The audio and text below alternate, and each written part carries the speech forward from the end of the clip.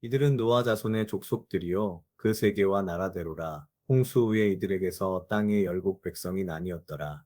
온 땅의 구음이 하나이요 언어가 하나이었더라.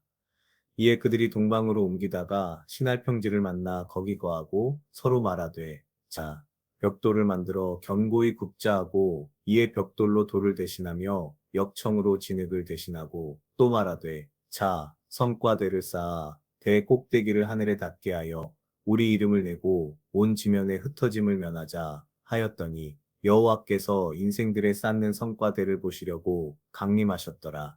여호와께서 가라사대 이 무리가 한 족속이요 언어도 하나이므로 이같이 시작하였으니 이후로는 그 경영하는 일을 금지할 수 없으리로다. 자, 우리가 내려가서 거기서 그들의 언어를 혼잡케 하여 그들로 서로 알아듣지 못하게 하자 하시고 여호와께서 거기서 그들을 온 지면에 흩으신 고로 그들이 성 쌓기를 그쳤더라. 그러므로 그 이름을 바벨이라 하니 이는 여호와께서 거기서 온 땅의 언어를 혼잡케 하셨음이라. 여호와께서 거기서 그들을 온 지면에 흩으셨더라. 셈의 후에는 이러하니라. 셈은 100세의 곧 홍수 후 2년에 아르박삿을 낳았고 아르박삿을 낳은 후에 500년을 지내며 자녀를 낳았으며 아르박삿은 35세에 셀라를 낳았고 셀라를 낳은 후에 403년을 지내며 자녀를 낳았으며 셀라는 30세에 에벨을 낳았고 에벨을 낳은 후에 403년을 지내며 자녀를 낳았으며 에벨은 34세에 벨렉을 낳았고 벨렉을 낳은 후에 430년을 지내며 자녀를 낳았으며